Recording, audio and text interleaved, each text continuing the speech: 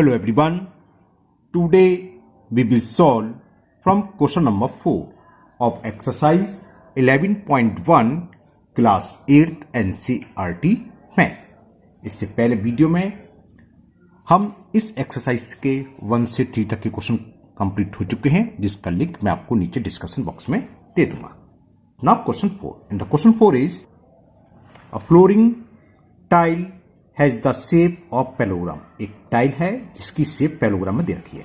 Whose base is 24 centimetre and the corresponding height 10 centimetre. तो जो tiles parallelogram की shape में है उसका बेस 24 सेंटीमीटर दे रखा है और उसकी करस्पॉन्डिंग हाइट दे रखी है 10 सेंटीमीटर. यानी कि अगर टाइल्स का एरिया निकालेंगे तो बेस इंटू हाइट होता है पैलोग्राम का, है ना, तो 24 इंटू 10 हो जाएगा.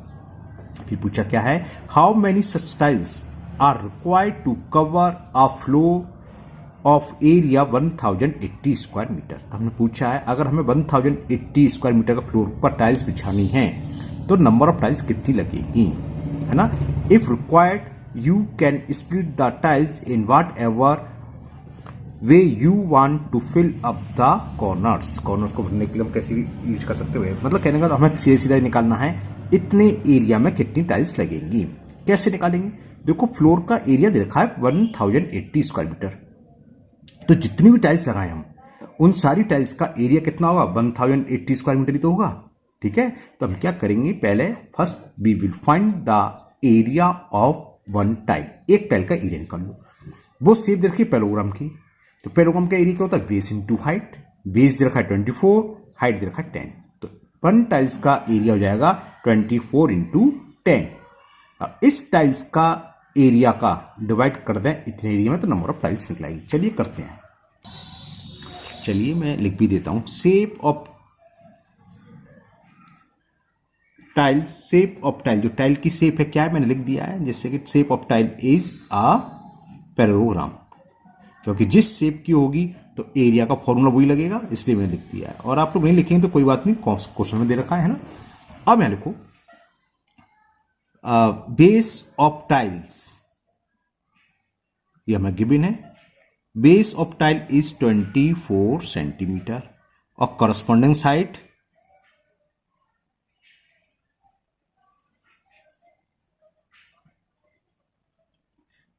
हाइट दे रखी है 10 centimetre.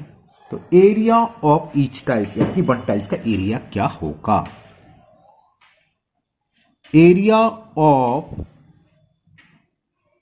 Each tile base into height, तो बेस इंटू हाइट दे रखी 10 और ये हो गया इतने square centimetre.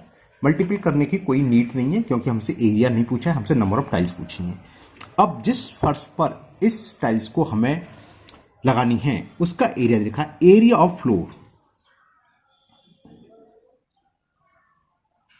Area of floor ये देखा हमें 1080 स्क्वायर मीटर. अब यहां ध्यान रखना, ये मिस्टेक मत कर, यहां टाइल्स का एरिया स्क्वायर सेंटीमीटर में और area of floor is given square metre में. तो first we will change square metre into centimetre. या तो आप मीटर को सेंटीमीटर में कन्वर्ट कर लें या स्क्वायर सेंटीमीटर को मीटर में, ये आपकी चॉइस है. अब मीटर को सेंटीमीटर में कैसे कन्वर्ट करते हैं, मीटर को सेंटीमीटर में कन्वर्ट करने के लिए करते हैं हम 100 से मल्टीपल, है ना. लेकिन ये क्या है, स्क्वायर यानी कि लेंथ इंटू विड्थ या क्या बेस इंटू हाइट 2 बार आ गया ना, तो स्क्वायर है तो 100 का 2 बार मल्टीपल करोगे. वॉल्यूम पढ़ेंगे आगे, अगर वहां क्यूब है तो 100 का 3 बार मल्टीपल. तो ये चेंज हो गया स्क्वायर सेंटीमीटर में. अब ये भी सेंटीमीटर में, ये भी सेंटीमीटर. अब नंबर ऑफ टाइल्स निकलाएगी. नंबर ऑफ टाइल्स कैसे फाइंड करेंगे हम, नंबर ऑफ टाइल्स जिस पर भी हम इसको लगानी है, जहां बिछा रहे जिसे बोलते हैं, तो वो उसका एरिया, यानी कि एरिया ऑफ फ्लोर हमें फ्लोर पर लगानी है और divided by area of one tiles या ईच टाइल्स, और खाली बोल सकते हैं एरिया ऑफ अ टाइल यानी कि एक टाइल का एरिया. तो एरिया ऑफ फ्लोर ये निकाल लिया हमने 1080 इंटू 100 इंटू 100, और एरिया ऑफ ईच टाइल्स वो था 24 इंटू 10, 24 इंटू 10. जीरो से मैंने ये जीरो कैंसिल करा. ओके, देखो 12 9 जा होते हैं 108 और 12 से 12 2 जा 24. और 2 से ये कैंसिल हो गया 150 टाइम्स, तो कितना हो गया 1 2 3 3 0 तो ये आ गए 1 2 3, ठीक है ना। और क्या 9 5 जा 45, बस ये आंसर हो गया। तो नंबर ऑफ टाइल्स यानी कि इतना एरिया कवर करने के लिए 1080 स्क्वायर मीटर एरिया जो फ्लोर का है उसको कवर करने के लिए हमें कितनी टाइल्स लगानी होंगी, कुछ ज़्यादा टाइल्स आएंगी 45,000, क्योंकि टाइल्स का शेप बहुत छोटा है, सेंटीमीटर में देखा है। ओके, तो it is the solution of question number 4 और उम्मीद है आपको ये अच्छे से समझ भी आ गया होगा। Now next question number 5, and the question 5 is an ant is moving around a few food pieces of different shape scattered on the floor, है ना। मतलब क्या, एक अंट है, उसके कोई भी भोजन का पीस है, इसके पास कुछ टुकड़ा, वो तो खैर क्वेश्चन है। होता क्या, ये लेके घूमी फ्लोर पर, ऐसे घूमी एक इस फिगर पर, एक यहां से घूमी, ये गई, ये यहां आ गई, ऐसे है ना। एक यहां से यों जाते ये आ गई ऐसे।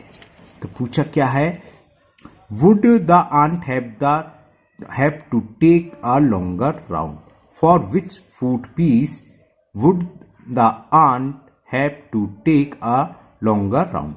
सरकमफ्रेंस ये तो मालूम है 2 पाई होता है, R is the radius. Okay, तो अगर इस फिगर ए से वो राउंड लगा रही है तो कितना घूमेगी, इसका पैरामीटर क्या हो, ये सरकमफ्रेंस सेमी सर्किल प्लस 2.8 यानी कि diameter of semi circle.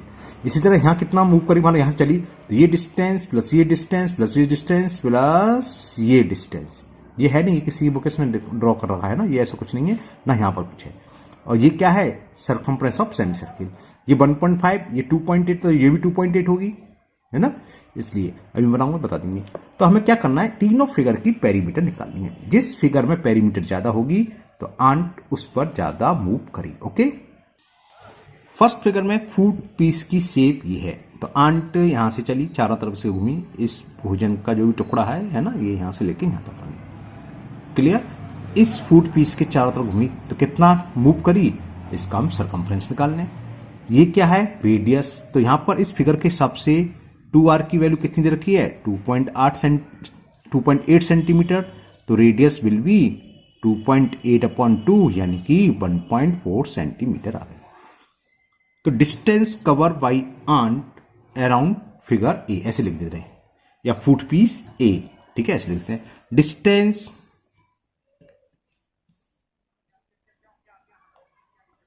Cover by aunt, है ना। जो चीटी है उसने distance cover by ant around A या अराउंड फूड पीस ए। जो फूड पीस एक है, ए पीस का जो टुकड़ा इस टाइप का है, उसके चारों तरफ उसको घूमने में कुल कितनी डिस्टेंस कवर करनी पड़ी होगी, कितनी करी होगी। देखो ये सरकमफ्रेंस ऑफ सेमी सर्कल क्या होता है, ये होता है पाई आर प्लस, देखो यहां से यहां तक चली तो ये कितना होगा 2 पाई आर, पूरे सर्किल का होता है, सेमी का मतलब हाफ, तो 2 से डिवाइड करो तो 2 से 2 कैंसिल, पाई आर बचा, प्लस ये डिस्टेंस, ये कहलाती है डायमीटर प्लस 2r, ठीक है। तो वैल्यू पुट कर देते हैं, पाई की वैल्यू गिवन तो नहीं है, तो हमने 22/7 रख दिया, और आर की वैल्यू ये 1.4 प्लस 2r का मतलब पूरा डायमीटर, यहां से यहां तक दे रखा है 2.8, 7 से ये 0.2r कैंसिल, 0.2 का 22 में मल्टीप्लाई करेंगे तो 4.4 आ गया, प्लस 2.8 कितना हो गया, 8 4 12 कैरी 1 4 2 6 और 1 7, 7.2 सेंटीमीटर। तो जो फूड पीस का शेप जो सेमी सर्किल की था, अगर आंट इसके चारों तरफ घूमे मूव करे तो कितना डिस्टेंस कवर करिए, 7.2 सेंटीमीटर। ओके, अब हम बी वाला पीस बनाने, फूड पीस क्या दे रखा है, अब एक फूड पीस इस शेप में दे रखा है, कोई खाने का टुकड़ा था, कुछ भी चीज हो वो इस शेप में दे रखा है। तो देखो ये तो यहीं क्लियर हो गया इन दो फिगर में कि इसमें ज्यादा मूव करेगी इसके बजाय, क्यों, इसमें देखो ये डिस्टेंस आई है, ये डिस्टेंस यहां आ गई और ये आई गई 2r, तो ये दो और एक्स्ट्रा हैं, तो आंसर ए तो होगा नहीं किसी कीमत, तो बात समझ में आ रही ना। और ये कितना ज्यादा आएगी 1.53 ज्यादा आएगा इसका आंसर। आप डायरेक्ट भी लिख सकते हैं, कैसे, ये तो हम निकाल चुके, देखो ये डिस्टेंस सरकमफ्रेंस सेमी सर्किल का, क्यों, क्योंकि दे रखा है ये वही सेमी सर्किल है, चेंज नहीं है, नीचे लिखा हुआ है ये 2.8 सेंटीमीटर दे रखा है, ये भी 2.8 सेंटीमीटर दे रखा है। तो यहां से यहां तक की डिस्टेंस पाई आर प्लस ये 2r तो वही आगे ऊपर वाला और ये एस्ट्रा है, तो यही फिर क्लियर हो गया कि इससे तो मूवमेंट इसमें ज़्यादा है ना। लेकिन निकाल के दिखा रहा हूँ, आप चिंता ना करें। तो 2r तो दे रखा है, तो मैं डायरेक्ट लिखता हूँ distance cover by around B, short में ऐसे लिख रहा हूँ अराउंड वी से मतलब फुट पीस ऑफ बी, जो सेकंड शेप का फुट पीस है उसके चारों तरफ। तो कितना होगा, ये हमने बताया था सेमी सर्किल का सरकमफ्रेंस पाई आर प्लस क्या 1.5 है ना, प्लस ये किसके इक्वल है 2.8 प्लस 1.5 पाई आर हमने निकाला था, लिख दो डायरेक्ट हीरा। पाई आर की वैल्यू 4.4 मैंने यहां देख के लिख रहा हूं, 7 से कैंसिल हो गया, आप शो करना शो कर दो, डायरेक्ट लिख सकते हो, हम ऊपर निकाल चुके हैं। तो पाई आर की वैल्यू कितनी है 4.4, 1.5 कितने हो गए 3 और 2.8 कितना हो गया 5.8, ठीक है ना। तो इसको ऐड करा 8 और 4 12 कैरी 1 5 4 9 और 1 3 7.2 सेंटीमीटर। देखो 3 अधिक आया, क्यों 1.5 ये 1.5 ये ऐसा 3 अधिक ही आ रहा था। तो ये क्लियर हो गया, ए के कंपैरिजन में तो बी में अधिक मूवमेंट है, एंड बी जो शेप थी फुट पीस था इसके चारों तो घूमने में इसको ज्यादा क्या करना पड़ेगा, डिस्टेंस कवर करने पड़ेगी। लेकिन अभी एक और पार्ट दे रखा है सी, उसमें देखें। अब एक फुट पीस हमारे पास ये है इस शेप का, अगर आंट यहां से चालू करे, चीटी यहां से चलना शुरू हुई, इस फुट पीस के चारों तरफ घूमेगी तो ये जाएगी और फिर यहां जाएगी, तो कितना डिस्टेंस कवर करेगी 2 सेंटीमीटर। और ये क्या है circumference of semicircle pi R, क्योंकि डायमीटर वही रखा है और ये 2, तो लिख देते हैं distance cover by ant around food piece C food piece के अराउंड में। तो क्या होगा समझ में आ गया, एक तो पाई आर का मतलब ये है ना, सेमी सर्किल का सरकमफ्रेंस पाई आर होता है, +2 +2 +2 +2। चलो इसको सॉल्व कर देना, पाई आर हम निकाल चुके थे 4.4 आया था शायद, दोबारा देख लो। रेडियस की वैल्यू उसी में 2.8 का हाफ होगा 1.4 और 2 + 2 हो गया 4, तो 7 से 0.2 बार कैंसिल, 2 का 22 में करेंगे 44 और एक डिजिट का डेसिमल है, तो 4.4 + 4 8.4 सेंटीमीटर। सी में कितना दिखा देता हूं मैं जरा, सी में आया 8.4, बी में आया था 10.2 सेंटीमीटर कवर कर रही थी और फिगर ए में 7.2। अगर पूछा था सबसे कम किस में कर रही है तो फुट पीस ए जो है पहला पीस जो रखा है इस शेप का सेमी सर्कल शेप का, उसके अराउंड उसको सिर्फ 7.2 सेंटीमीटर डिस्टेंस करने पड़ी है, और सबसे ज्यादा बी में 7.2। तो उसमें ये तो पूछा था, एक बार फिर पढ़ लेते हैं, कहां गया, for which food piece would the ant have to take a longer round. For which food तो लिखोगे फॉर फुट पीस बी, ऐसे लिख देते हैं, हाँ जो बी था ना, for food piece B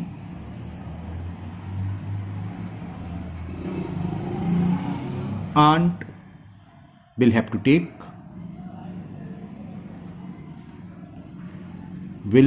to take longer distance या longer round।